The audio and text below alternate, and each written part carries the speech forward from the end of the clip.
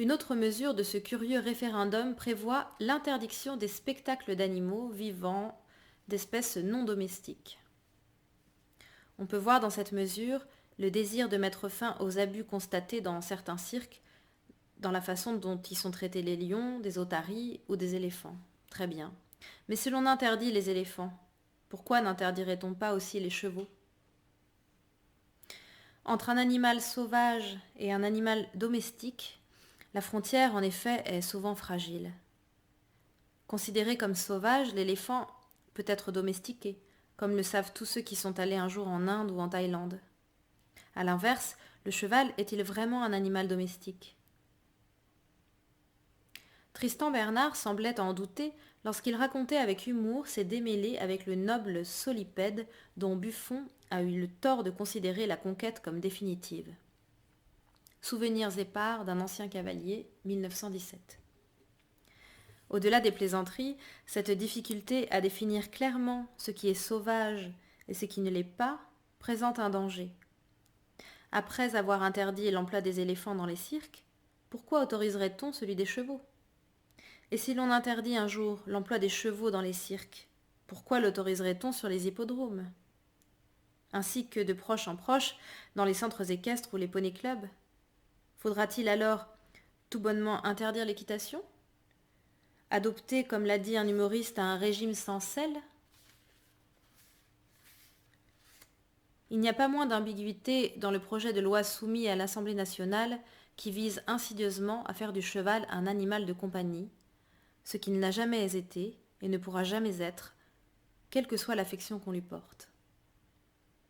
Certes, le cheval n'est pas un animal de rapport, ni un animal de ferme, ni tout à fait un bestiau, mais il ne peut pas relever pour autant du même statut que le chien, le chat, le canari ou le poisson rouge.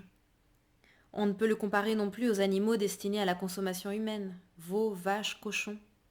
L'hypophagie est en chute libre. On consommait en France 90 000 tonnes de viande chevaline en 1970.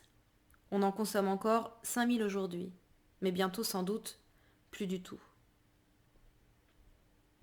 Il serait donc temps d'en convenir enfin, le cheval occupe une place à part, qui n'est ni celle d'un animal de compagnie, ni celle d'un animal de rapport.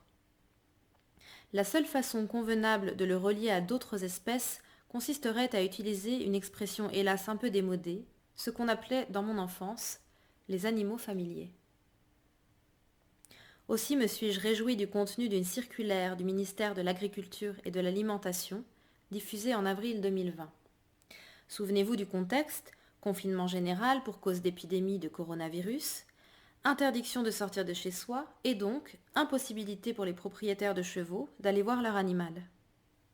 Pour résoudre cette situation absurde et catastrophique, le ministère a décidé, bien qu'on fût alors au pic de la contagion, de faire une exception.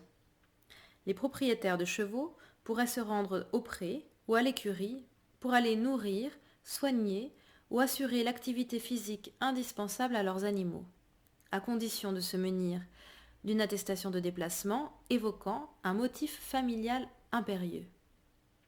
Du coup, le statut familial, mieux que familier du cheval étant officiellement mais involontairement reconnu. Il était temps qu'un signe d'affection soit ainsi adressé à cet animal, qui était plutôt l'objet, depuis une dizaine d'années, d'une sorte de désamour. Alors qu'une enquête d'opinion réalisée voici une douzaine d'années à la demande des haras nationaux, qui n'avaient pas encore été liquidés, indiquait qu'un tiers, oui un tiers des Français rêvaient de posséder un cheval, de pratiquer l'équitation, de fréquenter d'une façon ou d'une autre les chevaux. Il est clair qu'aujourd'hui, non seulement l'engouement est retombé, mais qu'il fait place à un phénomène inverse. Ce que l'historien allemand Ulrich Rauf a appelé dans un ouvrage récent, best-seller en Allemagne et en Angleterre, mais toujours pas traduit en français, la rupture du pacte séculaire qui lie l'homme au cheval et le cheval à l'homme. Un autre sondage, commandé celui-là par la Fédération française d'équitation, réalisé plus récemment, mai 2011, par un célèbre institut BVA, donnait encore des résultats encourageants plus de la moitié des personnes sondées déclaraient rêver de monter à cheval. Pour elles, la pratique de l'équitation dégageait une image positive, surtout en termes de proximité avec la nature, 94%, et d'efficacité dans l'apprentissage des responsabilités, 90%. 10 ans plus tard, l'emploi du cheval est considéré par certains comme une maltraitance et son usage est sinon menacé, du moins critiqué. Comment en est-on arrivé là ? J'ai tenté de répondre à cette question que me posait une jeune chercheuse, Vanina Deneux, qui préparait alors un master spécialisé sciences et management de la filière équine et avait souhaité m'entendre sur l'évolution, voire la transformation du statut du cheval. La réponse que je lui ai adressée en retour tient en quelques phrases. Cette lente mais inexorable transformation est d'ores et déjà visible dans la vie quotidienne. Le cheval n'est plus utilisé dans les armées, sauf pour quelques parades, très peu dans la police, jamais pour le maintien de l'ordre, juste pour sa présence rassurante, plus du tout dans l'agriculture ou les transports, sauf rares exceptions marginales. Le cheval n'est plus aujourd'hui utilisé qu'à des fins de loisirs. Courses sur hippodrome, sports équestres, spectacles, tourisme. Ce changement de fonction s'est accompagné, j'y ai déjà fait allusion, d'un autre phénomène, la féminisation du monde équestre. Équitation, 80% des licenciés de la Fédération française d'équitation sont de sexe féminin. Soins aux chevaux, spectacles équestres, les femmes y sont devenues, ou en passe d'y devenir, majoritaires. À mentionner aussi l'émergence d'un phénomène, l'utilisation thérapeutique du cheval. L'équi ou hippothérapie opère des bienfaits psychologiques et mécaniques à ceux qui souffrent de handicaps mentaux et ou moteurs.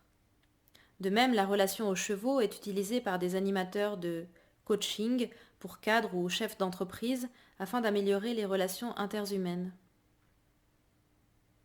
Même les plus sceptiques à l'égard de ces nouvelles techniques ont fini par en reconnaître les vertus. Le paradoxe est que si l'équitation est devenue une activité sinon sportive, du moins distractive, spécialement chez les très jeunes qui constituent l'énorme clientèle des poney clubs, très répandue, très populaire, on parle de plus d'1 million de pratiquants, le cheval conserve pourtant une connotation élitaire, voire aristocratique. D'une part, le gros cheval de labour, le percheron, le comtois, le breton, conservent un énorme capital sympathie, évoquant le bon vieux temps, la campagne et l'air pur. D'autre part, on ressent toujours la même hostilité au monde des courses, réservée aux princes, aux émirs, ou aux sports équestres, CSO, attelage, polo, etc., considérés comme appartenant à l'univers du luxe, Hermès, Ralph Lauren, Gucci, Rolex, etc. D'une part, un gaillard comme Bartabas enchaîne depuis 25 ans des triomphes partout où il se produit et remplit les pages des magazines, alors que ses principaux comédiens sont des chevaux. D'autre part, un événement sportif aussi considérable que les Jeux équestres mondiaux, qui réunissent les meilleurs chevaux et les meilleurs cavaliers du monde, est boudé par la grande presse. Comment l'expliquer ? L'image du cheval est double.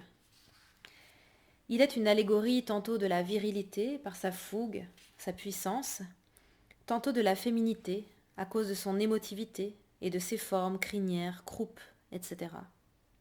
Tantôt de la vie, tantôt de la mort. Animal de droite ou animal de gauche. Il est de gauche lorsqu'il est utilisé par des enfants, des thérapeutes ou des artistes. Il est de droite lorsqu'il est utilisé à des fins sportives de haut niveau, dressage, saut d'obstacles, etc. Ou pire encore, dans des activités réservées telles que la chasse à courre. Il faut naturellement nuancer. Les tribunes des hippodromes accueillent encore un public populaire, les parieurs, et une discipline sportive comme la voltige bénéficie d'une cote d'amour comparable à celle dont bénéficie par exemple le patinage artistique, sans doute justement parce qu'on est plus ici dans l'artistique que dans les sportifs. Je ne puis que constater et déplorer une réalité qui confine tout ce qui touche au cheval aux seuls médias spécialisés. Paris Turf ou Equidia pour les courses, Cheval Magazine ou L'éperon pour les sports et les loisirs équestres. Alors que la moindre réunion d'athlétisme, par exemple, est couverte par TF1, France 2 ou Canal+. Cette grande presse généraliste boude les événements équestres, même lorsqu'ils sont de toute première importance.